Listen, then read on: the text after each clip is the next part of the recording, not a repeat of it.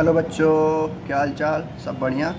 आज हम पढ़ेंगे हिस्ट्री का chapter 4, tribals, dikus and the vision of golden age. मतलब देखिए, हमेशा मैं कहता हूँ कि कोई भी सब्जेक्ट हो, चाहे सोशल साइंस हो, चाहे साइंस हो, चाहे इंग्लिश हो, चाहे हिंदी हो, अगर आपको अच्छे से पढ़ना है तो उस चैप्टर को, लेक्चर को जब आप देख रहे हो तो एक मूवी की तरह देखिए। जब आप पिक्चर देखते हैं तो उसी तरह से लेक्चर भी देखिए। ये मत सोचिए कि मैं पढ़ रहा हूँ, ये सोचिए कि मैं मूवी देख रहा हूँ, तब आपको अच्छे से याद हो पाएगा। जैसे आपकी मूवी देखते हैं तो हर एक कैरेक्टर, डायलॉग वगैरह याद हो जाते हैं, तो ऐसे ही इसको भी देखिए। ठीक है, तो चैप्टर का नाम है ट्राइबल। ट्राइबल यानी कि आदिवासी। ठीक है, और डिकस मतलब होता है आउटसाइडर, यानी कि बाहर से आया हुआ कोई बंदा।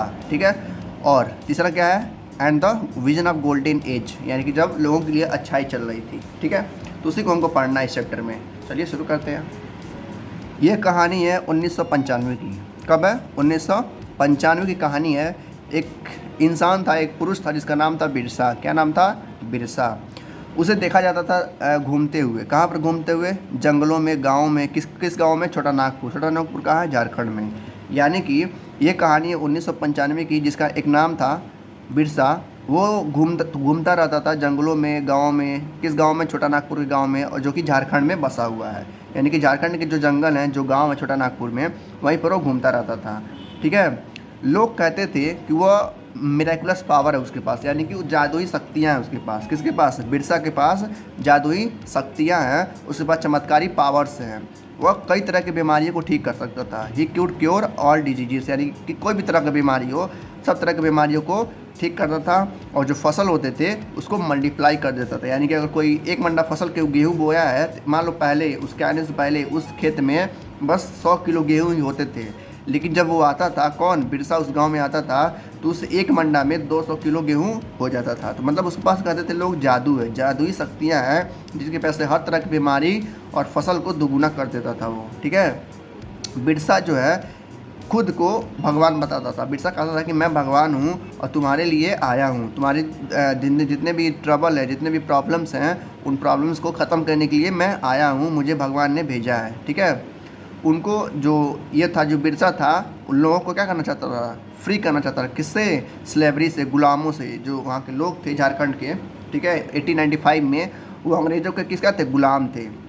ठीक है, तो उस अंग्रेज़ों से इन लोग को फ्री करना चाहता था। कौन? बिरसा। तो वही इनकी कहानी है, कह रहा है कि जो बिरसा था खुद को गॉड कहता था और लोगों को स्लेवरी से, यानी कि गुलामी से आज़ाद करवाना चाहता था डिकुस से। डिकुस उस समय के बाहरी के लोग थे, यानी कि अंग्रेज़ लोग थे, कह सकते हैं। ठीक है, बाहर से आए थे, लोगों पर राज करते थे, तो उन्हीं से वो क्या करना था? आज़ाद करवाना चाहता था। सून थाउजेंड बिगेन फॉलोइंग बिरसा, यानी कि ये बिरसा का काम ऐसे चलता चला गया, चलता चला गया। बिलीविंग दैट ही वाज भगवान, लोग विश्वास करने लगे कि वो सच में क्या है? एक भगवान है। कौन? बिरसा। लोग विश्वास करने लगे कि सच में वो कहीं भगवान है। And had come to solve their all problems, और वो आया है हमारी प्रॉब्लम्स को सॉल्व करने के लिए। यानी कि हमें जितना भी तरह की दिक्कतें हैं वो सारी दिक्कतों को सॉल्व करेगा बिरसा, जो कि भगवान के रूप में आया है। ठीक है, अब आते हैं उसके कुंडली के बारे में। यानी कि बिरसा की कुंडली हम जानते हैं कि उसकी कुंडली में क्या क्या है। बताया जा रहा है कि जो बिरसा है वो मुंडा की फैमिली में जन्म लेता है। कौन सी फैमिली में? मुंडा से एक तरह का ग्रुप, ट्राइबल ग्रुप होता है जो छोटा नागपुर में पाया जाता है। उसी ग्रुप का ये भी था बिरसा। ठीक है, but his follower include other tribals of region, लेकिन उसके जो फॉलोअर्स थे वो दूसरे ट्राइब्स के भी थे। देखो, ये किस टाइप का था? मुंडा ट्राइब का। लेकिन इसके जो फॉलोअर्स थे, जो इसको फॉलो करते थे, सच में इसको भगवान मानते थे, वो अलग अलग ट्राइब से, अलग अलग आदिवासी से आते थे कहीं। ठीक है, कहीं झारखंड से आते थे, कहीं अलग इलाके से आते थे, कहीं बहुत दूर के लोग इसको फॉलो करते थे, क्योंकि इसको लोग भगवान बोलते थे, बिरसा को। ठीक है, तो कौन कौन से ट्राइबल के लोग इसको मानते थे भगवान? जैसे दिया गया, tribals of the region Santhal and Oraons. अब देखो, यह एक और चीज़ है, जो संथल और ओरायंस थे उस समय के बहुत ही साहसी लोग थे, और बहुत ही मतलब कह सकते हैं किसी से डरते नहीं थे। तो ये लोग उनको फॉलो करते थे। किसको? बिरसा बाबा को, जिसको लोग भगवान मानते थे। कह रहा जितने भी लोग थे, जितने भी ट्राइब्स के लोग थे, चाहे वो संथल लोग हैं, चाहे ओरायंस हैं, सारे के सारे क्या थे? अनहैप्पी थे, यानी कि दुखी थे। किससे? ब्रिटिश रूल से। यानी कि जो अंग्रेज़ थे, जो उन पर, जिनके ऊपर वो शासक कर रहे थे, इन लोगों को परेशान कर रहे थे, ये सारे लोग, चाहे संथल हो गए, चाहे ओरायंस हो गए, चाहे और कोई भी ट्राइब्स हो गए, ये सारे लोग परेशान थे। वो लोग चाहते थे कि इन अंग्रेज़ों से हमें मुक्ति मिले, और उनको मुक्ति देने कौन आया था? बिरसा आया था। लोग समझते थे कि अगर ऐसा ही चलता रह गया, यानी कि ब्रिटिश रूल हम पे रूल करते रहे, यानी कि हम पे शासक करते रहे, तो हमारा जो मौजूद हुआ यानी कि जो हमारा एग्जिस्टेंस है वो ख़त्म हो जाएगा, और जो हमारा धर्म है वो भी क्या हो जाएगा, खतरे में आ जाएगा, और हम लोग भी मारे जाएंगे इन अंग्रेज़ों के द्वारा। ये उनका मानना था, किसका, सैंथल, ओरायंस और बाकी सारे ट्राइब्स के लोगों का। देखो एक छोटा सा पैराग्राफ है, इस पैराग्राफ में कह रहा है, आपसे पूछ रहा है कि चैप्टर में हम क्या क्या पढ़ने वाले हैं, ठीक है। तो कह रहा है हम लोग पता करेंगे कि बिरसा कौन था, ठीक है, और कैसे ये लोगों को दिक्कतें सॉल्व करता था, ठीक है, और जो आउटसाइडर थे वो कौन थे, ठीक है, और लोगों को किस तरह से वो लोग परेशान करते थे, किस तरह से वो लोग टॉर्चर करते थे उन ट्रैवल्स के लोगों से, ठीक है। तो ये कहना चाह रहा है। अब आते हैं अगले पैराग्राफ में। अगला पैराग्राफ कह रहा है कि आपने पिछले क्लास में या पिछले चैप्टर्स में पढ़ा है कुछ सोसाइटी के बारे में या कुछ ट्राइबल्स के बारे में जो अलग अलग जगह से पाए जाते थे।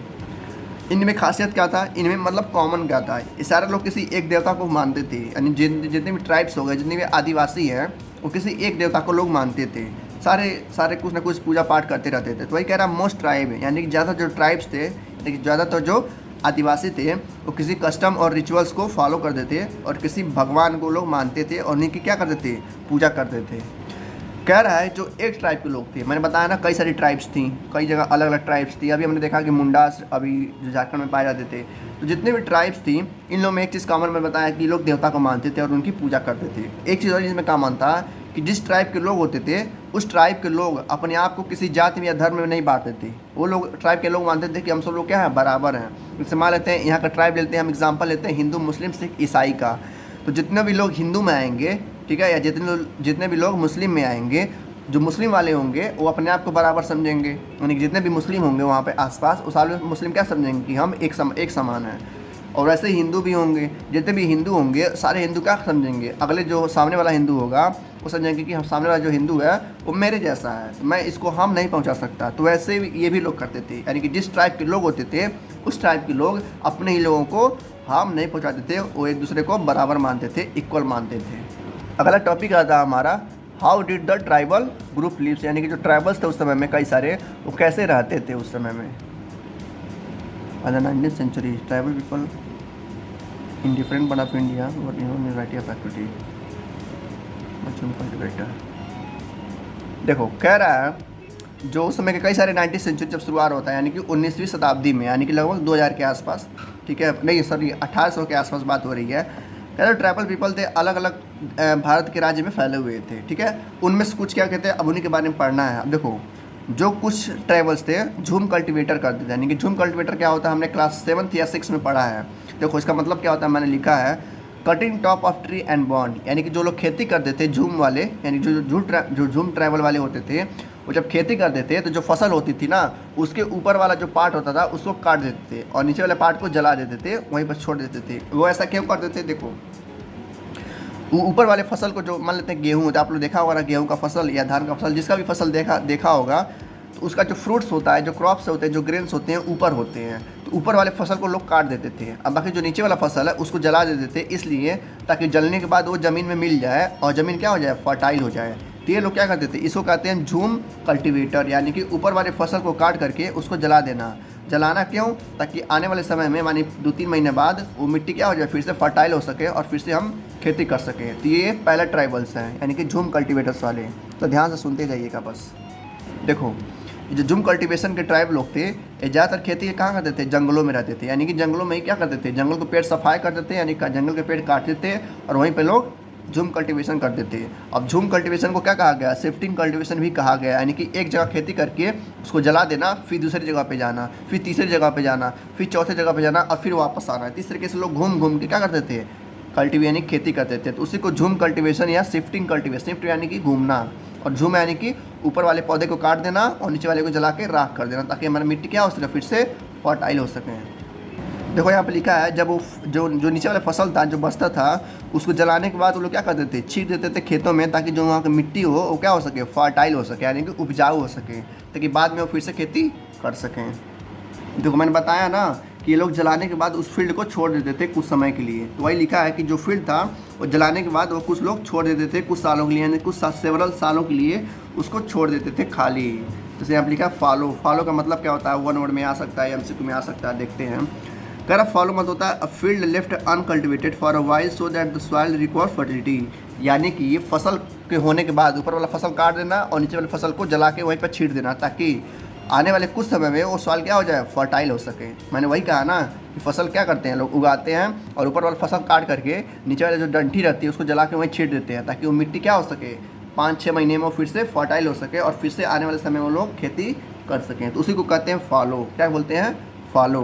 तो ये लोग करते थे कौन, झूम कल्टीवेटर्स वाले, यानी कि पहले ट्राइबल्स वाले जो झूम कल्टीवेटी यानी कि झूम की खेती करते थे। ठीक है, यही काम इनका भी था। शिफ्टिंग कल्टीवेटर वालों का भी एक जगह खेती करते थे और दूसरी जगह चले जाते थे, यानी कि एक जगह खेती करके उसको फसल काट उठ के दूसरी जगह पर चले जाते थे। फिर वहाँ पे जो पेड़ रहते थे वहाँ काटते थे लोग, फिर वहाँ पर खेती करते थे। फिर जब खेती कर लेते थे फिर किसी और जगह पे चले जाते थे। तो इनको शिफ्टिंग कल्टीवेटर कहा गया, यानी कि ये दोनों एक ही ट्राइब है, बस अलग अलग काम करती थी। झूम कल्टीवेटर और शिफ्टिंग कल्टीवेशन दोनों सेम ही है, यानी कि ट्राइब दोनों सेम है लेकिन काम दोनों अलग अलग है। ठीक है, ये जलाते थे और ये छोड़ देते थे वैसे ही। ठीक है, तो ये था हमारा पहला झूम कल्टीवेटर। दूसरा आता है सम वर हंटर्स एंड ग्रेदर। ये तो खेती करने वाले ट्राइब्स हो गए, जो यानी कि ऐसे आदिवासी जो खेती वगैरह करते थे। अब आते हैं दूसरे तरह के आदिवासी जो क्या करते हैं, शिकार करते हैं और उन्हें इकट्ठा करके रखते हैं ताकि आने वाले समय में खा सकें। ठीक है, तो ये यहाँ पे दूसरे वाले यानी कि जो शिकारी हैं। देखो लिखा गया है कि ये जो ट्राइब्स था यानी कि ये जो आदिवासी थे वो क्या करते थे, हंटिंग करते थे जानवरों का, हिरन का, मतलब जितने भी तरह के जानवर होते हैं जंगल में वो लोग उसका शिकार करते थे ताकि वो अपना पेट भर सकें। तो ये जो लोग थे हंटिंग और गैदरिंग वाले, ये जंगलों को किस हिसाब से देखते थे, सर्वाइवल के लिए, यानी कि जंगल इनके लिए क्या है, एक तरह से खाना है। कौन से वाले, जो हंटर और गैदरिंग करते थे, यानी कि शिकार करते थे वो लोग, मारते थे, रखते थे, फिर खाते थे। फिर जब शिकार ख़त्म हो जाता था तो फिर जाते थे क्या करने, शिकार करने जाते थे और फिर से जानवरों को मार के रखते थे ताकि बाद में वो फिर से खा सकें। तो ये थे दूसरे वाले। जैसे यहाँ पर एक ट्राइबल का नाम दिया गया है कोंड्स। क्या नाम दिया है, कोंड्स। कहाँ पर रहती थी, उड़ीसा के एक जंगल में। तो ये लोग वही लोग थे। कौन कौन थे, हंटर और गैदर। तो एग्ज़ाम में आपसे MCQ में पूछ सकता है कि कौन से ऐसे ट्राइब्स का, किसी भी एक ट्राइब का नाम बताइए जो क्या हो, हंटर और गैदरिंग कर रहे हों। तो गोंड्स कौन सी है, कोंड्स या खोंड्स, जो भी है आप अपने शब्द में बस स्पेलिंग का ध्यान रखिएगा। खोंड्स कहाँ पे हैं, उड़ीसा के जंगलों में पाए जाते थे पहले। ठीक है, अब पता नहीं, पहले पाए जाते थे। तो इनका काम क्या था, हंटिंग और गैदरिंग करना, यानी कि शिकार करके रखना और फिर जब भूख लगे तो उसको खाना। वो लोग क्या करते थे, इनके अलावा यानी कि शिकारी के अलावा लोग जो जंगल में जो फल वगैरह होते थे, जो रूट्स वगैरह होते थे खाने लायक, उनको लोग पकाते थे और खाते थे। ठीक है, ये लोग कहीं भी खेती नहीं करते थे। देखिए यही मेन डिफरेंस है झूम कल्टीवेटर का और हंटिंग गैदरिंग का। ये लोग क्या करते थे, जानवरों का शिकार नहीं करते थे, बस खेती करते थे हर जगह पे अलग अलग जाके। लेकिन जो ये लोग थे हंट गैदरिंग वाला, ये खेती नहीं करते थे, ये क्या करते थे, जंगल में जो भी चीज़ मिलता था खाने लायक उसको शिकार करके लाते थे। तो जंगली जानवरों का शिकार करते थे और साथ ही साथ जो जंगल में फल वगैरह मिलते थे, रूट्स वगैरह मिलते थे, उसको इकट्ठा करके लोग पका के खाते थे। ठीक है, जैसे एग्जांपल दिया गया है सीड्स ऑफ द साल। साल क्या होता है, एक तरह का पेड़ होता है जो उसमें सीड्स होती हैं जो खाते हैं। और दूसरा आता है महुआ। महुआ बहुत बच्चे जानते होंगे, जो गांव के लड़के होंगे, ठीक है, जो गांव के विद्यार्थी होंगे वो जानते होंगे महुआ कैसा होता है। महुआ एक पेड़ होता है जो छोटे छोटे सीड्स होते हैं, ठंडी में होता है, तो उसको लोग रोटी बनाते हैं खाने के लिए। तो ये भी लोग कौन थे, जो कोल्स वाले लोग थे उड़ीसा के, ये लोग सब चीज़ें करते थे। एक चीज़ और ये लोग करते थे, जो कोन्स वाले थे यानी जो हंटर गैदरिंग वाले ट्राइब्स आदिवासी थे, वो जो जंगल में जो घास फूस मिलता था उसी का यूज़ करके लोग दवाई का इस्तेमाल करते हैं। यानी किसी को बुखार वगैरह होता था या चोट वगैरह लगती थी तो जो जंगल में घास वगैरह मिलती थी, हर्ब्स और श्रब्स कहते हैं उसको, इसका इस्तेमाल करके ये लोग दवाई वगैरह बनाते थे और अपने जब कुछ कोई बीमार होता था तो उसको लगवाते थे या खिलाते थे ताकि वो फिर से ठीक हो जाए। ठीक है, देखो ये काम और करते थे। बताया जा रहा है कि जो कोन्स वाले आदिवासी थे ये अपने कपड़ों के बनाने के लिए, यानी कपड़े और लेदर को बनाने के लिए कुसुम और पलाश का फ्लावर को लोग इस्तेमाल करते थे अपने कपड़ों में बनाने के लिए। यानी कि जो कपड़े लोग पहने हैं वो लोग पलाश और कुसुम का इस्तेमाल करके लोग अपने कपड़ों में इस्तेमाल करते थे कपड़े बनाने के लिए। अब आता है हमारा तीसरा ट्राइब जिसका नाम दिया है बैगास। क्या नाम है, बैगास। देखो ये दोनों से अलग थे, यानी कि ये ना खेती करते थे ना ही किसी का शिकार करते थे। ये लोग क्या करते थे, मेहनत करते थे, यानी कि लेबरिंग का काम करते थे। ठीक है, ये गांव में रहते थे और जंगल से इन्हें जो भी चीज़ मिलता था वही खाते थे। ऐसा नहीं कि ये शिकार करते थे। ठीक है, फल फूल हो गए, वो सब हो गए। और एक काम का क्या करते थे, यानी किस काम से ये पैसा कमाते थे उसका काम करते थे। ये देखो जो गांव में जब जाते थे ये लोग, तो जब लोडिंग का काम होता है, यानी कि जो सामान उतारना चढ़ाना होता है, ये लोग काम करते थे। या कहीं पर क्या हो रहा है, बिल्डिंग बन रही है या रोड्स बन रहे हैं, तो उनमें ये लोग काम करते थे और पैसा कमा के अपना पेट भरते थे। तो ये लोग कौन थे, बैगास थे। यानी कि ना खेती करते थे लोग और ना ही जानवरों को मारते थे। तो बैगास काफ़ी मतलब अच्छे माने जाते थे उस समय में। ठीक है, तो ये लोग क्या करते थे, मेहनत करके पैसा कमाते थे ठीक है। और इनके लिए मेहनत करना सम्मान की बात थी, लिखा है ना, it was below the dignity यानी कि सम्मान of a beggar to become a labourer.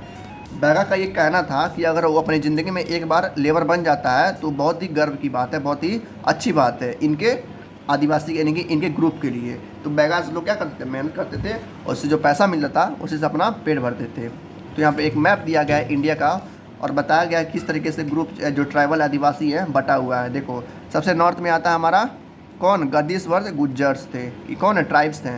फिर हिमाचल पर उत्तराखंड में हमारा भोटिया, सहारिया कौन है, राजस्थान में है, भील भी राजस्थान में है, गुजरात में एक है, वैन गुजस रथावा, देखो भैगवा से यहाँ से हैं। यही लोग थे जो मध्य प्रदेश में रहते थे और मेहनत करना पसंद करते थे, ठीक है। तो ये सब लोग हैं जो अलग अलग तरीके से लोग जीते थे, अलग अलग इनका रूल रेगुलेशन था।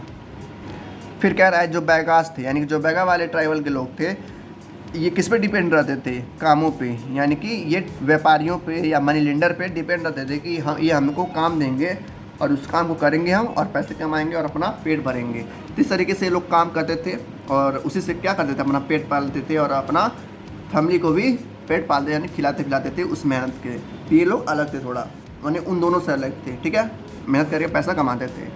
अगला टॉपिक आता है हमारा सम हर्डेड एनिमल्स, यानी कि अब आता है चौथा हमारा प्रकार यानी चौदहवें तरह के आदिवासी। देखो इनका काम भी थोड़ा अलग था, यानी कि इन तीनों से अलग था। क्या अलग था, देखो इन्हें शिकार करते थे, ना खेती करते थे, ना ही मेहनत करते थे। आप सोच रहे होंगे करते क्या थे, तो दिन इनका काम था जानवरों को पालना, ठीक है। कई तरह के जानवर, भेड़ बकरियाँ घोड़े जो भी हो गए, ये लोग जानवरों को पालते थे, उसको बड़ा करते थे और उसका जो भी चीज़ होता था उसको लोग बेचते थे, खाते पीते थे। जैसे कि दिया है ना, many tribes group lived by herding and rearing animals, यानी कि जानवरों को पाल करके और उन्हें चराते वगैरह थे, उसी से उनका गुजारा होता रहता था, ठीक है। और ये हमेशा एक जगह पे नहीं रुकते थे, हमेशा क्या करते थे, मूव करते रहते थे सीजन के हिसाब से। जैसे मान लेते हैं जहाँ पर घास खत्म हो जाता था वहाँ से लोग क्या करते थे, रफू चक्कर हो जाते थे, यानी कि वहाँ से चले जाते थे और जहाँ पर घास रहता था वहाँ पर रखते थे। यानी कि भाई जानवरों का पेट भरना है तो वही लोग रहेंगे ना जहाँ पर घास होगी, तो वहीं पर रहते थे जहाँ पर घास होता था। तो सीजन के हिसाब से लोग मूव करते रहते थे अलग अलग जगह पे, ठीक है ना। जैसे कि एग्जाम्पल दिया कौन कौन ट्राइब्स के लोग थे। सबसे पहला ट्राइब्स आता है वैन गुज्जर्स। क्या है, वैन गुज्जर्स पंजाब के रहने वाले थे, कहाँ के, पंजाब हिल्स के, क्या नाम है, वैन गुज्जर्स। दूसरे आते हैं लबादीस, कहाँ के हैं, आंध्र प्रदेश के, ठीक है। और भी हैं गद्दीस है कुल्लू सेपर्ड के, फिर बकरवाल है कश्मीर के, मतलब अलग तरह के हैं। तो दो तीन नाम आप याद रखिएगा, वैन गुज्जर्स और लबादीस। ये कौन थे, ये ऐसे ट्राइब्स के लोग थे, यानी कि ऐसे आदिवासी थे जो जानवरों के ऊपर डिपेंड रहते थे, यानी कि जानवरों का हर्डिंग करते थे ये लोग। हर्ड यानी कि उनको चराते थे और यानी कि उनको पालते थे, उसी से अपना पेट वगैरह भरते थे। तो ये 14 तरह के आदिवासी थे। पाँचवें आदिवासी आते हैं हमारा सेटल्ड कल्टीवेशन, यानी कि एक जगह रुक के खेती करते थे ये लोग। देखो ये झूम कल्टीवेशन की तरह ही है, लेकिन झूम वाले क्या करते थे, लोग बदलते रहते थे, यानी कि एक जगह खेती करके दूसरी जगह चले जाते थे लोग चला के। लेकिन ये लोग ऐसा नहीं करते हैं, ये जगह सेटल हो जाते हैं, यानी कि एक गाँव की तरह लोग बस जाते हैं। जैसे आपका गाँव होगा ना कोई, तो आप गाँव जाते होंगे छुट्टी में, तो वहीं पर हमेशा रहते हैं। ऐसा नहीं है कि इस बार इस गाँव में गए अगली बार उस गाँव में जो है, आपका घर चेंज नहीं होता, आपका घर एक ही जगह रहता है। तो आप लोग क्या है, इसमें आएंगे, यानी कि सेटल कल्टीवेशन में। अब इनमें लोग क्या करते थे क्या नहीं करते थे, देखते हैं। देखो इनका जो काम था, मैंने बताया ना, ये जगह पे सेटल हो जाते थे और सेटल होने के बाद ये कहीं जाते नहीं थे। जैसे यहाँ पे दिखाया गया पिक्चर्स में, एक जगह पे सेटल होके वहाँ पे ज़मीन अपना मतलब फिक्स कर देते कि ये मेरा ज़मीन है, ये तुम्हारा ज़मीन है, और वहीं पर अपना घर बना देते और एक ही जगह पे खेती बार बार लोग करते थे, ठीक है।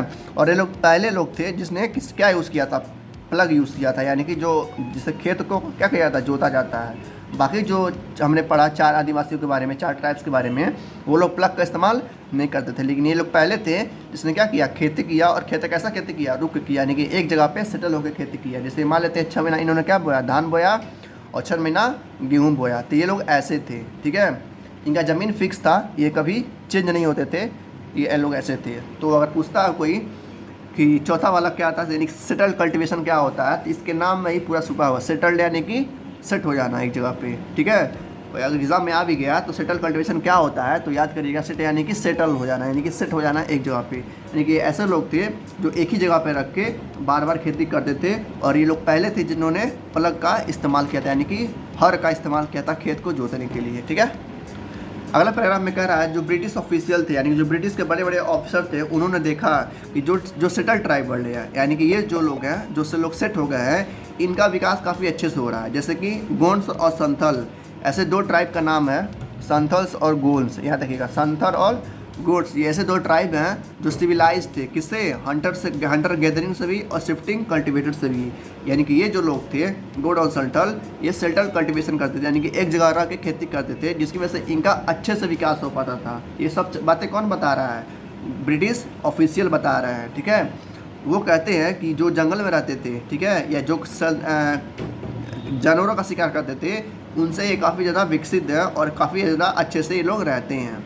तो वही कह रहा है कि जो गोड्स और संथल है किस में आते हैं? सेटल कल्टीवेशन में आते हैं, यानी कि सेटल ट्राइब्स में आते हैं जो एक जगह रह कर खेती करते हैं। अगला टॉपिक आता है हमारा, how did colonial rule affect the tribal lives, यानी कि कैसे हैं जो ब्रिटिश जब आए भारत में किस तरीके से असर डाले किस पे? आदिवासियों के रहने पे, किस तरीके से उनका घर को उजाड़ दिए, किस तरीके से उनको दिक्कत की ये लोग ब्रिटिश वाले, ठीक है। देखते हैं। देखो, सबसे पहली लाइन में ही लिखा है कि जब ब्रिटिश आए हैं तो ट्राइबल ग्रुप्स का जीवन ही चेंज हो गया है एक तरह से, ठीक है। उनका दुनिया ही पलट गई जब अंग्रेज़ लोग आए, क्योंकि ये लोग अपनी तरह से ज़बरदस्ती काम करवाते थे। देखेंगे अभी एक एक करके। What happened to tribal ships, यानी कि जो बड़े बड़े मुखिया होते थे हर ट्राइब्स के होते थे ना, जैसे अभी भी गाँव में क्या होता है, एक प्रधान होता है, वैसे उस समय में भी हर जो ट्राइब्स होता, जो आदिवासियों का ग्रुप होता था, उसमें एक मुखिया होता था। तो मुखिया का क्या हुआ ब्रिटिश के आने के बाद? देखते हैं। देखो, बताया जा रहा है कि ब्रिटिश के आने से पहले जो मुखिया थे वो काफ़ी इम्पॉर्टेंट भूमिका निभाते थे उस ग्रुप में। इनके हिसाब से सारा काम होता था, यानी कि मुखिया काफ़ी ज़्यादा इम्पॉर्टेंट था हर ग्रुप के लिए, ठीक है। उनके पास इकोनॉमिक पावर था और उनके पास राइट भी थे कि कुछ रूल को बना सकते हैं, कुछ रूल को चेंज भी कर सकते हैं। एक तरह से वो प्रधान थे गाँव के, जो कहेंगे वही होगा।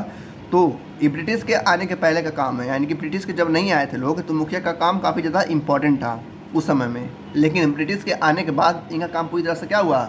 चेंज हो गया। कैसे चेंज हो गया? देखो, जब ब्रिटिश वाले आए तो ब्रिटिश वालों ने कहा कि अंग्रेज़ों ने कहा इन मुखिया को, देखो अगर तुमको इस गांव में रहना है, ठीक है, तो हमको टैक्स देना पड़ेगा और हमारे लिए काम भी करना पड़ेगा। और इनका पावर इन लोगों ने छीन लिया, ठीक है। तो इस तरीके से ब्रिटिश जब आए तो ज़बरदस्ती काम करवाते थे, और जो मुखिया काम नहीं करता था उसको लोग ढाल से गोली मार देते थे कि तुम नहीं रह सकते, तो किसी और मुखिया को बैठा देते थे और उसको अपने हिसाब से चलवाते थे। तो इसी की वजह से कह रहा है कि जो जब अंग्रेज़ आए तो मुखिया को काफ़ी ज़्यादा दिक्कतें हुई और ग्रुप्स का भी काफ़ी ज़्यादा दिक्कतें बढ़ गई, क्योंकि उनके मुखिया नहीं रहे थे उनको संभालने के लिए, ठीक है। और जो मुखिया थे वो ब्रिटिश के अंडर में काम करते थे, ठीक है। उनको टैक्स देना पड़ता था। मान लो अगर 100 रुपये की खेती कर रहे हैं तो 50 रुपये 60 रुपये टैक्स देना पड़ता था, जिसकी वजह से मुखिया के पास भी कुछ पावर नहीं बचता था। तो वही कह रहा है कि ब्रिटिश के आने के बाद, यानी कि अंडर द ब्रिटिश रूल, जो उनका काम था, जो पावर था, पूरी तरह से क्या हुआ? चला गया। और उनको उल्टा उनके लिए काम भी करना पड़ता था उन मुखिया को। किसके लिए? ब्रिटिश ऑफिशियल के लिए, यानी कि अंग्रेज़ों के लिए काम करना पड़ता था। यहाँ तक कि जो मुखिया थे पहले अच्छे से काम कर पाते थे, लेकिन अंग्रेज़ों के आने के बाद कोई भी काम, कोई भी रूल चेंज नहीं करवा पाते थे। यहाँ तक कि नया रूल भी नहीं ला पाते थे जब तक अंग्रेज़ न कहे, ठीक है। और साथ ही साथ इनके जो फंक्शन थे, जो कार्यक्रम होते थे, मुखिया जो करवाता था हर साल, वो भी नहीं करवा पाते थे। क्यों? क्योंकि अगर करवाते थे तो अंग्रेज़ क्या करते थे? उन्हें डांटते थे, बोलते थे कि तुम्हें ये नहीं कर सकते हो जब तक हम परमिशन न दें। तो इस तरीके से क्या हुआ? सेफ का पूरी तरह से गुलाम बन गए। किसके? अंग्रेज़ों के। तो जितने भी मुखिया थे, जितने भी लीडर थे उस ग्रुप के, जितने भी तरह के आदिवासी थे, उनके जो मुखिया थे वो अंग्रेज़ों क्या बन गए थे? गुलाम बन गए थे। तो उनका पूरा पावर क्या हुआ? ख़त्म हो गया। तो पहला असर पड़ा मुखिया पे। अब अगला, what happen to the shifting cultivators, यानी कि जो ये वाले ट्राइब्स थे जो एक जगह खेती करके दूसरी जगह जाते थे, इनका क्या हुआ अंग्रेज़ों के आने के बाद? इनका देखते हैं।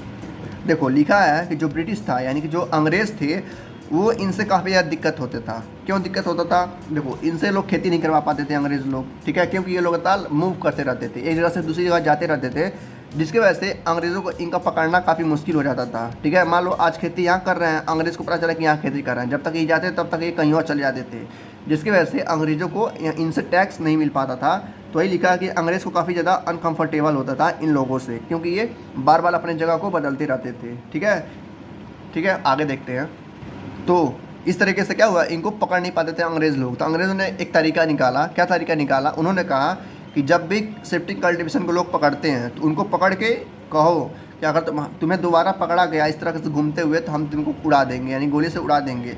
तुम क्या करो, इस बार यहाँ पर आए हो तो यहीं पर सेटल हो जाओ और यहीं पर खेती करो, और जितना भी खेती होता है उसका 30 से 40% टैक्स हमको दो, और तुम्हारा मुखिया है वो हमारे लिए काम करेगा। इस तरीके से ब्रिटिश वालों ने क्या किया, उनको सेटल करवाया और एक किसान बनवाया। किसको? कल्टिवेटर्स को, जो शिफ्टिंग कल्टिवेशन करते थे इधर से उधर घूम घाम के। उनको कहा कि तुम लोग गाँव में रहो और मुझे टैक्स दो, अगर टैक्स नहीं देते हो तो तुम्हें दोबारा अगर हम पकड़ेंगे तो ठोक डालेंगे, यानी कि मार डालेंगे। इस तरीके से वो लोग बेचारे डर के क्या करने लगे, किसान बनने लगे और एक जगह पे सेटल्ड हो गए। देखो एक चीज़ और बताया गया है कि जब अंग्रेज़ इन लोगों को क्या करवा रहे थे, किसान बनवा रहे थे, गांव में रहने के लिए मजबूर कर रहे थे, तो जब इनको जो उनका टैक्स मिलता था वो काफ़ी कम मिलता था क्योंकि खेती नहीं हो पाती थी। तो अंग्रेज़ों ने एक और आइडिया निकाला।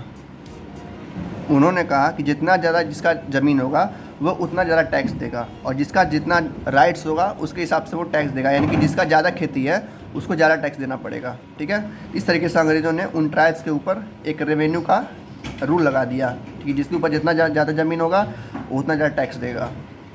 अब बात आती है झूम कल्टीवेशन का, यानी कि जो अपने फसल को काट करके उसको जला देते थे।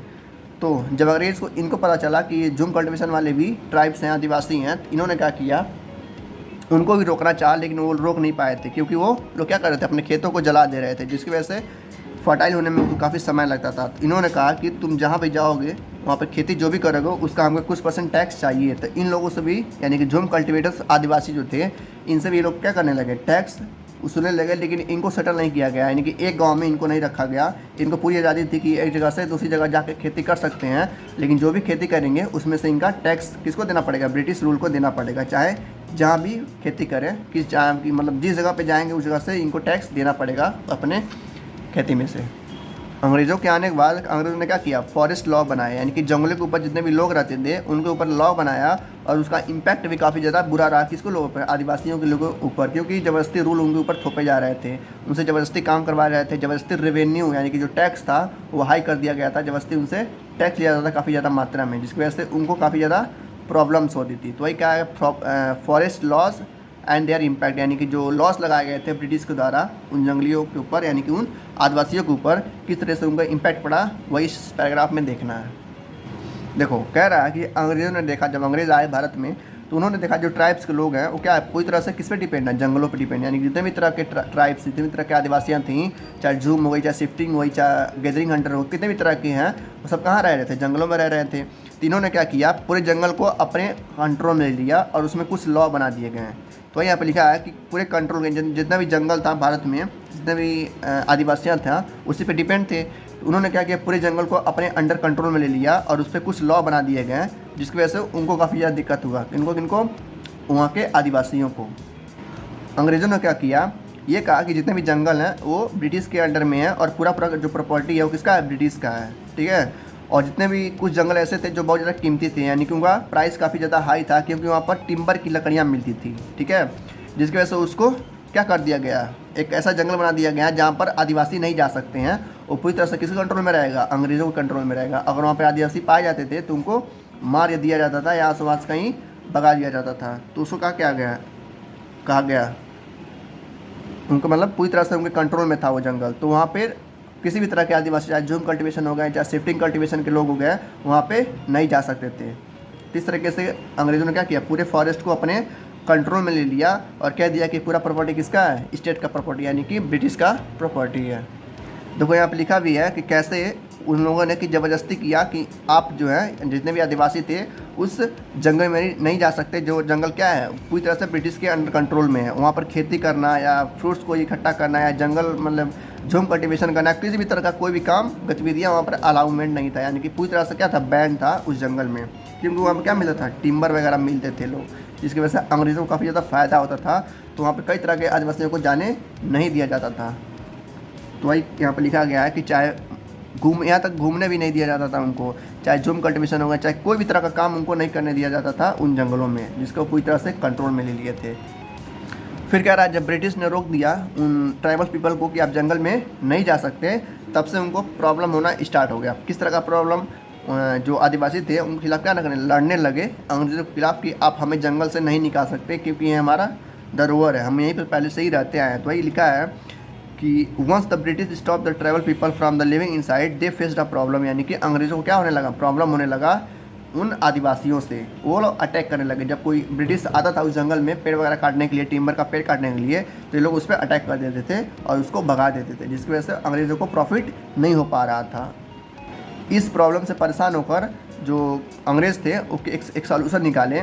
उन्होंने कहा कि देखो, जितने भी तरह के आदिवासियाँ हैं सबको तो हम आने मतलब सबको अलाउमेंट नहीं करेंगे, लेकिन बस किसको करेंगे हम, झूम कल्टीवेटर्स को, जो एक जगह से दूसरी जगह पर खेती करते हैं, बस हम उसी को अलाउमेंट कर रहे हैं इस जंगल में आने के लिए। तो उन्होंने मान गया कि ठीक है कि कोई नहीं, तो बस ये तो जा रहा है उस जंगल में। तो ये लोग क्या करते थे, उस जंगल में जाने लगे और अपना खेती बाड़ी करने लगे, जिसकी वजह से दोनों को फ़ायदा हुआ, यानी कि जो आदिवासियों को भी फ़ायदा हुआ और अंग्रेज़ों को भी फ़ायदा हुआ, जिसकी वजह से उनके ऊपर अटैक नहीं होते थे। तो झूम कल्टीवेटर्स को उन्होंने क्या किया, अलाउ कर दिया कि आप आके खेती कर सकते हैं और जो भी हमारा टैक्स बनता है उसको देते रहिए। तो इस तरीके से झूम कल्टीवेशन वालों ने क्या किया, जंगल में रहना स्टार्ट कर दिया और बाकी जो आदिवासियाँ थी वो कहीं और दूसरे जंगल में चली गई जहाँ पर ये टिम्बर लकड़ियाँ नहीं पाई जाती थी। तो इस तरीके से फॉरेस्ट लॉ बनाए गए और फिर से हटाए गए और उसका इम्पैक्ट क्या हुआ वही हमने देख लिया। चलते हैं अगले टॉपिक पे। यहाँ पर कुछ नाम बताए गए थे जब आदिवासियों ने उन पर अटैक किया था। तो 1996 में कहाँ पर, असम में क्या हुआ था, संग्राम संगम करके एक रिवोल्ट चला था अंग्रेज़ों के खिलाफ। जब अंग्रेज़ ने क्या लगाया था, लॉ लगाए थे कि जो इतने आदिवासी हैं उस जंगल में नहीं जा सकते, तो आदिवासियों ने मिलकर क्या किया था, एक रिवोल्ट मतलब कि जो है अंग्रेज़ों के खिलाफ 1906 में असम में एक युद्ध लड़ा था उनके खिलाफ, अंग्रेज़ों के खिलाफ। और फिर 1930 में भी ये काम हुआ था, कहाँ पर, जंगलों में ही सत्याग्रह किए थे वो लोग, आदिवासी लोग, किसके खिलाफ, अंग्रेज़ों के खिलाफ, ताकि वो लॉ हटा लिए गए। और फिर बाद में वही हुआ, फिर अब अंग्रेज़ों को क्या करना पड़ा, उस लॉ को हटाना पड़ा और झूम कल्टीवेशन को अलाउमेंट देना पड़ा कि आप लोग आके खेती वगैरह कर सकते हैं। अगला टॉपिक आता है हमारा द प्रॉब्लम विथ ट्रेड, यानी कि दिक्कतें थी किसको, आदिवासियों को। किससे दिक्कत थी, व्यापारियों से। क्या दिक्कत थी देखते हैं। कह रहा ड्यूरिंग 19वीं सेंचुरी, यानी कि 19वीं शताब्दी में जो आदिवासी लोग थे उन्होंने देखा कि जो व्यापारी थे, जो मनी लेंडर्स थे, वो जंगलों में उनका आना जाना ज़्यादा हो रहा था। यानी कि पहले कम आते थे, लेकिन आने के बाद यानी 19वीं सेंचुरी के बाद जो ट्रेडर्स थे, जो व्यापारी थे, वो जंगल में ज़्यादा आने लगे थे। किस लिए आते थे लोग, उसी लकड़ी की, यानी टिम्बर की लकड़ी होती थी, उसी लिए लोग आते गए थे। और आदिवासियों को लोग लालच देते थे कि हम आपको इतना पैसे देंगे, हम आपको इतना वेजेस देंगे, यानी कि काम करेंगे आप हमारे लिए तो आपको पैसे मिलेंगे। तो इस तरीके से लालच देते थे वो अंग्रेज़ लोग उनको, ताकि वो लकड़ी को काटने दें। तो वो लोग समझ नहीं पाए कुछ टाइम तक। लिखा है ना, it took tribal group some time to understand the consequences what are happening. मतलब ये लोग क्यों आ रहे थे जंगल में बार बार, ये लोग समझ नहीं पा रहे थे आदिवासी लोग। ये तो हो गया हमारा किसका बात, लकड़ी का बात। ऐसे ही एक केस और दिया है सिल्क को लेकर। जब ईस्ट इंडिया कंपनी जो है सिल्क से, यानी भारत जो सिल्क का साड़ी वगैरह होता है, वो जो कपड़ा होता है सिल्क का, उसको एक्सपोर्ट कर देती किसी और कंट्री में बेचने के लिए। तो वही कह रहा है 18वीं सेंचुरी की बात है। ये बात कब तक थी, 19वीं सेंचुरी का, जब वो लोग पेड़ लेने आते थे, यानी टिम्बर का जब पेड़ लेने आते थे। अब बात हो रही है 18वीं सेंचुरी का, जब वो लोग सिल्क को क्या करते थे, इसी तरह से इंडिया से लेकर दूसरे कंट्री में जाकर बेचते थे। तो यहाँ पर लोग क्या हुआ, दिक्कत हुआ लोगों को, फिर से उन्होंने बैन कर दिया है सिल्क को बेचना है। तो वही लिखा है, इन द 18वीं century Indian silk was demand in European market, यानी कि जो यूरोप का जो देश था वहाँ पे काफ़ी ज़्यादा डिमांड था सिल्क का, जिसकी वजह से जो अंग्रेज़ थे यहाँ का सिल्क कपड़ा लेके वहाँ जाके बेचते थे काफ़ी हाई प्राइस में। जैसे यहाँ मान लो 10-20 रुपये खरीदे और यूरोप में जाके उसको 100-150 का बेचते थे, जिसकी वजह से उनको काफ़ी ज़्यादा मुनाफा या प्रॉफिट होता था। और यही काम वो बार बार करते रहते थे। तो उस समय में 18वीं सेंचुरी में भी और 19वीं सेंचुरी में भी दोनों क्या करते थे, व्यापारियों से इनको दिक्कत होता था आदिवासियों को। फिर एक केस और दिया गया है झारखंड का, जो पहले का नाम क्या था, हजारीबाग था, यानी झारखंड का पहले नाम क्या था, हजारीबाग। अभी इसमें क्या हुआ, झारखंड हो गया है। कह रहा है वहाँ पर एक एरिया था जिसका नाम था संथल, ठीक है। ये भी आदिवासी थे जो क्या करते थे, सिल्क को बनाते थे ककून से। ककून से ही तो बनता है सिल्क। तो यहाँ पर फिगर दिया गया है किस तरीके से बना रही है। तो जब लोग अंग्रेज़ों को पता चला कि सिल्क कपड़ा बहुत अच्छा होता है, तो इन्होंने क्या किया, लालच दिया उन लोगों को, किसको, संथल लोगों को, कि जो आप सिल्क बना रहे हैं वो हमें बेच दीजिए और हम कुछ क्या देंगे, पैसा देंगे। तो वही चीज़ करते थे ये लोग, 10-20 रुपये दे के उसको लोग खरीद लेते थे और वही चीज़ जाके जब ज़्यादा मात्रा में हो जाता था तो जाके यूरोप में उसको बेच देते थे, जिसकी वजह से उनको काफ़ी ज़्यादा प्रॉफिट होता था। तो यहाँ भी बताया गया किस तरीके से वो लोग यहाँ भी फ़ायदा उठाते थे, चाहे सिल्क हो, चाहे टिम्बर हो, चाहे कोई भी चीज़ हो, बस वो लोग क्या करते थे, व्यापार करते थे, जिसके से उनको काफ़ी ज़्यादा प्रॉफिट होता था। और प्रॉब्लम्स किसको होती थी, यहाँ के ट्रैवल्स को, यानी कि आदिवासियों को। तो इस तरीके से अंग्रेज क्या करते थे, अपना व्यापार करते थे और दिक्कत किसको होता था, वहाँ के आदिवासियों को। अगला टॉपिक आता है हमारा द सर्च फॉर वर्क। देखो अभी हमने पढ़ा किसके बारे में, बैगास के बारे में, जो काम करना पसंद करते थे, उसी से अपना पेट भरना जाता, ना शिकार करते थे ना खेती करते थे। तो उनकी बात हो रही है। कह रहा है ऐसे ऐसे ट्राइबल्स के लोग जो खेती करना नहीं बल्कि मेहनत करना पसंद करते थे वो लोग, तो वो लोग जाते थे अपने घर छोड़ को, मतलब अपने घर बार छोड़ के कहीं और जाते थे दूसरी जगह काम ढूंढने के लिए। तो वही कह रहा है, बताया गया किस तरीके से वो लोग घर छोड़ के जाते थे अपने काम करने के लिए। जैसे टी प्लांटेशन होता था असम में, यह है ना, tribals were recruit in large number of work to tea plantation of Assam, यानी कि अलग अलग राज्य से दूसरे राज्य में जाते थे लोग काम करने के लिए। जैसे यहाँ दिया गया है कि चाय की पत्ती जो होती है उसकी खेती करने के लिए लोग असम में जाते थे। कौन लोग जाते थे? बैगाज लोग, क्योंकि वो मेहनत करना पसंद करते थे। और दूसरा भी दिया गया, कोल माइंस के लिए जाते थे झारखंड में, यानी कि अलग अलग राज्य से अलग अलग राज्य में जाते थे काम करने के लिए, ताकि उससे पैसा कमा सकें और अपने फैमिली का पेट भर सकें। तो ये था सर्च ऑफ वर्क, यानी कि एक अपने घर को छोड़ के दूसरे राज्य में जाते थे काम करने के लिए। ठीक है, और कौन से काम करते थे? टी प्लांटेशन का और कोल माइंस का, जहाँ पर झारखंड और असम में दोनों काम करते थे। तो अगला टॉपिक आता हमारा क्लोजर लुक। क्लोजर लुक क्या है? देखो, जितना भी तरह का जो अंग्रेज़ थे जो काम कर रहे थे, उनको तो प्रॉफिट हो रहा था, लेकिन घाटा किसको हो रहा था या दिक्कत किसको हो रही थी? वहाँ के आदिवासियों को। चाहे जितने भी तरह के आदिवासी हों, चाहे झूम कल्टिवेटर्स हों, चाहे शिफ्टिंग हो, चाहे बैगाज हों, चाहे गुज्जर्स हों, चाहे कोई भी तरह के हों, उन लोगों को दिक्कत हो रहा था। उन लोगों ने क्या किया, जब हद से ज़्यादा बाहर हो गया तो उन लोगों ने कब बताया, 1881 में संथल ने क्या कर दिया, अटैक कर दिया अंग्रेज़ों के ऊपर। फिर 1885 में फिर दोबारा अटैक हुआ। ठीक है, फिर बस्तर वालों ने अटैक किया 1910 में। जितने भी नाम है सब क्या है? आदिवासियों के ग्रुप का नाम है। जैसे कोल्स है, ठीक है, कोल्स क्या है? आदिवासियों का एक ग्रुप है जो 1831 या 32 में क्या कर दिए थे लोग, अटैक कर दिए थे किसके ऊपर? अंग्रेज़ों के ऊपर। फिर संथल्स ने क्या किया था 1855 में अटैक किया था। फिर बस्तर वालों ने भी क्या किया था? अंग्रेज़ों के ऊपर अटैक किया था 1910 में। ये सब रूल्स रेगुलेशन को लेके जब वो लोग लॉ लाए थे, जबरदस्ती इनको काम करवा रहे थे और इनसे काफ़ी ज़्यादा टैक्स वसूल रहे थे, तब इन्होंने क्या किया था? अटैक किया था या रिवोल्ट लिया था, ये एक युद्ध लड़ा था अंग्रेज़ों के खिलाफ। फिर कह रहा कि वारली, ये भी एक तरह का क्या है? आदिवासी का नाम है जो महाराष्ट्र में रहते थे, और 1940 में इन्होंने भी क्या किया था? लड़ा था अंग्रेज़ों के खिलाफ। फिर कह रहा the movement that Birsa led was one such movement. अब बिरसा का भी बताया जा रहा है कि जो बिरसा हमें स्टार्टिंग में हमने पढ़ा है कि इसके पास जादुई पावर था, यानी जादुई शक्तियाँ थी जो बीमारियों को ठीक कर सकता था। तो इसने भी क्या किया? लड़ा था अंग्रेज़ों के खिलाफ 1940 के आसपास। अगला टॉपिक आता हमारा बिरसा मुंडा, यानी कि वही इंसान जिसके पास काफ़ी ज़्यादा पावर्स थे। अब इसी के बारे में हम देखेंगे, इसके मतलब पूरे डिटेल के बारे में देखेंगे हम। यहाँ पर बताया जा रहा है कि जो बिरसा मुंडा था, जिसके ऊपर पावर था, उसका जन्म हुआ था 1870 के आसपास हुआ था, जो कि एक गरीब घर का लड़का था। ठीक है, वो कहाँ पर बड़ा हुआ? जंगलों में। किसके जंगलों में? बोहोंडा के जंगलों में। ठीक है, और बताया जा रहा है कि वहाँ पर काफ़ी ज़्यादा मतलब घने जंगल थे, वहीं पर वो पैदा हुआ था और वहीं पर वो बड़ा हुआ। फिर बताया जा रहा है वो काम क्या क्या करता था। देखो, वो जो उनकी बकरियाँ होती थी या जो भेड़ें होती थी उनको वो चराता था, जो फ्रूट वगैरह होती थी उनको साथ खेलता था, डांस करता था लोकल अकारा के साथ, यानी कि ये सब काम वो करता था। फेड बाई पॉवर्टी, यानी गरीबी में वो रहता था। उसके पिताजी क्या थे? गरीब थे। किसके? बिरसा मुंडा के। फिर बात होती है जब बिरसा मुंडा बड़ा हो गया, यानी कि मतलब 20-25 साल का हो गया, तो उसने क्या किया? मिशनरी के स्कूल में चला गया, जहाँ पर बौद्ध लोग अपना पूजा पाठ करते हैं। वहाँ पर उसने काफ़ी चीज़ें सीखी और काफ़ी चीज़ें जाना कि किस तरीके से काम करते हैं, किस तरीके से काम होता है। वहाँ सब चीज़ें उसने सीखा उस स्कूल में। वहीं पर उसने सीखा, यानी कि उसी स्कूल में उसने सीखा कि किस तरीके से किंगडम ऑफ हेवन बन सकता है, किस तरीके से हम अंग्रेज़ों के खिलाफ लड़ सकते हैं, किस तरीके से हम अपने लोगों को फ्री करा सकते हैं उन अंग्रेज़ों के रूल से, या किस तरीके से उनको गुलामी से आज़ाद करवा सकते हैं। ये सब चीज़ें उसने सीखा कहाँ पर? उस मिशनरी के स्कूल में। उसने सोचा कि ये तभी पॉसिबल है जब मैं क्या करूं? क्रिश्चियन में भर्ती हो जाऊं, यानी क्रिश्चियन में बन जाऊं और लोगों को ज्ञान बांटता फिरूं। Later Birsa also spend some time in company of prominent Vaishnav preacher. जो वैष्णव प्रीचर थे उनके साथ भी इसने कुछ टाइम बिताया, उनके साथ कुछ टाइम रहा। He wore the sacred thread and began the rule of important of purity and piety. वो कपड़ा वगैरह नहीं पहनता था, जो हिंदू धर्म में एक पतला धागा होता है उसको लोग पहन के लोग हर जगह घूमते रहते थे, और प्योरिटी और पाइटी की बात करता था, यानी कि शुद्धता और शांति की बात करता था हर जगह जाके बिरसा मुंडा। मुंडा जो था जब ये सब जान गया तो अपने लोगों से बोलता था कि जो दारू वगैरह पीते थे लोग उनको छोड़ दें। लिखा है ना, he out Munda to give up drinking liquor, यानी कि अपने जो सोसाइटी के लोग थे, यानी कि जो मुंडा ट्राइबल के लोग थे, उन लोगों से कहता था कि सब पीना वगैरह छोड़ दो, अपने गाँव को साफ सुथरा रखो और मतलब बेकार की चीज़ों पे ध्यान ज़्यादा न दो। कौन करता था? बिरसा मुंडा करता था अपने ट्राइबल्स के लोगों से, यानी कि अपने आदिवासियों से लोगों को कहता था ये सब छोड़ने के लिए।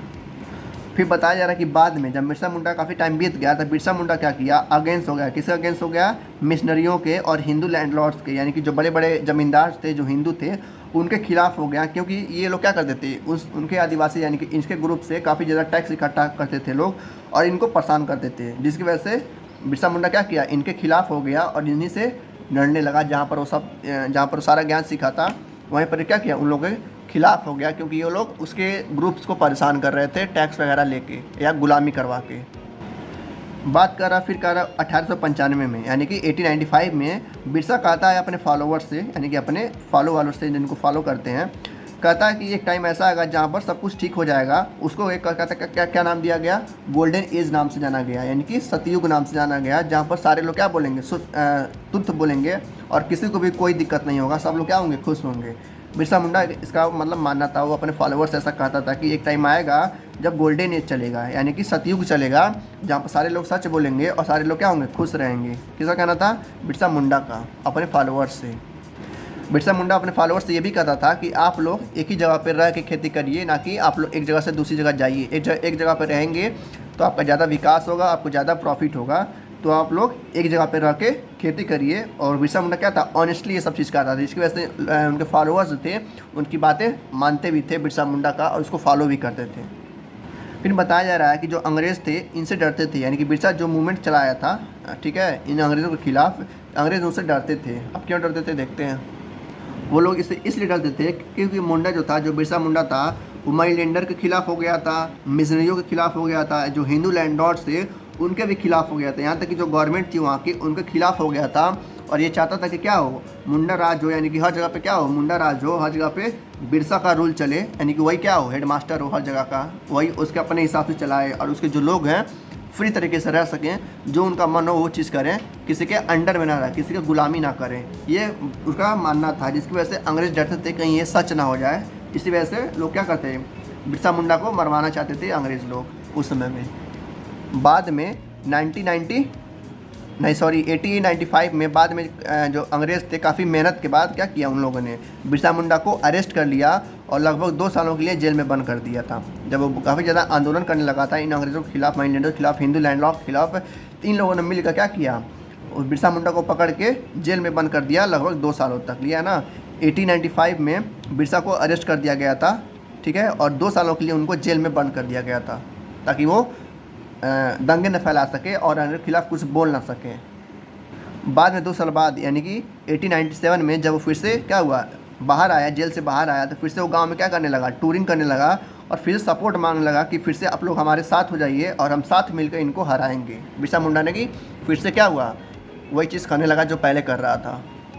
जो बिरसा मुंडा था ये लोकल लैंग्वेज का इस्तेमाल करके या लोकल साइन का इस्तेमाल करके या लोकल जो हमारी ट्रेडिशनल थी, परंपरा था, उसका इस्तेमाल करके लोगों को क्या करता था, कहता था कि आप लोग हमारे साथ आइए और अंग्रेज़ों के खिलाफ लड़िए ताकि हम क्या कर सकें, उस रावण को हरा सकें। रावण का मतलब है डिकस, डिकस यानी कि आउटसाइडर, जो अंग्रेज़ थे उन्हीं को डिकस कहा गया है। और जो बिरसा मुंडा है उनको क्या कहता है, रावण कहता है कि ये लोग रावण है, इनको हम लोग साथ मिलकर हराना पड़ेगा, नहीं तो ये लोग हमेशा हमारे ऊपर क्या करने रहेंगे, राज करते रहेंगे और हमेशा हमको गुलाम बनाए रखेंगे। तो ये लोग मतलब सपोर्ट मांगता था लोगों से, अपने हर ग्रुप में जाके कहता था कि आप लोग हमारे साथ आइए और हम इनको मिल के हराएँगे। ये सब सुनने के बाद जो बिरसा के फॉलोअर्स थे वो क्या करने लगे थे, इनको फॉलो करने लगे थे और ब्रिटिश वालों को टारगेट करने लगे, यानी कि ब्रिटिश वालों को परेशान करने लगे या उनको सिपाहियों को मारने लगे थे। इनके फॉलोअर्स, किसके फॉलोअर्स, बिरसा मुंडा के। उनके फॉलोअर क्या करने लगे, देखो लिखा है, दे अटैक पुलिस स्टेशन, यानी कि जो अंग्रेज़ों के जो समय के पुलिस स्टेशन से उनको जलाने लगे थे, यानी कि उस पर अटैक करने लगे थे, ठीक है। और जो भी चर्च थे उस समय के, ठीक है, क्रिश्चियन का जो चर्च होता है उस पर भी ये अटैक करने लगे थे। And read the property of money lender, ये जो भी मनी लेंडर उनके प्रॉपर्टी पे कब्जा कर रखा था ना, उस प्रॉपर्टी क्या करते, फाड़ देते थे, यानी जो कागज़ वगैरह होता था उसको फाड़ देते थे और फिर से वो ज़मीन अपने अंडर में ले लेते थे। और इनका एक क्या था, एक झंडा भी था, एक फ्लैग भी था जो वाइट कलर का नाम था, यानी कि वाइट कलर का इनका फ्लैग था, जिसका क्या सिंबल था, बिरसा राज, यानी कि क्या हो, पूरी तरह से बिरसा मुंडा का राज हो और उसके अंडर में सब लोग रहें ताकि सब लोग को आज़ादी मिल सके। इस तरीके से जो उसके फॉलोअर थे उसके बात मानते गए और अंग्रेज़ों की, मनी लेंडर के और लैंडलॉर्ड के जो भी चीज़ें ऑक्यूपाई कर रखा था इन लोगों के ऊपर, वो सारी चीज़ क्या करने लगे, फ्री करने लगे ताकि बिरसा राज आ सके। बाद में 3 साल बाद यानी कि 1900 में बिरसा का मौत हो गया। किसकी वजह से बिरसा का मौत हुआ, कोलेरा उसको हो गया था at the moment of fit it out, जब वो मूवमेंट कर रहा था हर जगह जाके तभी इसको क्या हो गया, एक बीमारी हो गई, इसका नाम है कोलेरा, और 1900 में वो मारा गया उस बीमारी के द्वारा। उसके मरने के बाद भी उसके फॉलोवर थे, उसके मूवमेंट को चलाए रखे, और बाद में क्या हुआ, ये मूवमेंट सक्सेसफुल भी हुआ, जिसके द्वारा ये डिसाइड हुआ अंग्रेज़ों के द्वारा कि अंग्रेज़ क्या करेंगे, उसके ज़मीन को हथियाएंगे नहीं, ठीक है, उसको फिर से लोग वापस दे देंगे उस आदिवासियों को। और ये भी उन लोगों ने सोचा कहीं अगर हम नहीं देंगे इसको तो ये लोग क्या करेंगे, दोबारा कोई बिरसा मुंडा पैदा होगा और दोबारा हमारे खिलाफ लड़ने लगा, जिसकी वजह से लाखों अंग्रेज़ों की जानें भी जा सकती हैं। तो इन लोगों ने क्या किया, दोबारा सारी जो ज़मीनें थी इनकी आदिवासियों की, उनको वापस दे दिया, जो भी जंगल थे वो भी वापस दे दिया उनको, और उनका भी रूल भी हटा लिए। तो इसकी वजह से क्या हुआ, वो लोग अपने में खुश रहने लगे और अंग्रेज़ वहाँ से चले गए थे। मतलब यानी कि ट्राइबल्स को छोड़ दिए तो उन लोग, बाकी जो जगह है वो उनका राज होना बना रहा। लेकिन ये जो ट्राइबल्स के लोग थे, ये लोग क्या हुए थे, फ्री हो गए थे, इनको आज़ादी मिल गई थी बिरसा मुंडा के मूवमेंट के द्वारा। तो बस यही था चैप्टर आज का, मिलते हैं नेक्स्ट चैप्टर में, तब तक के लिए thank you, good luck, take care.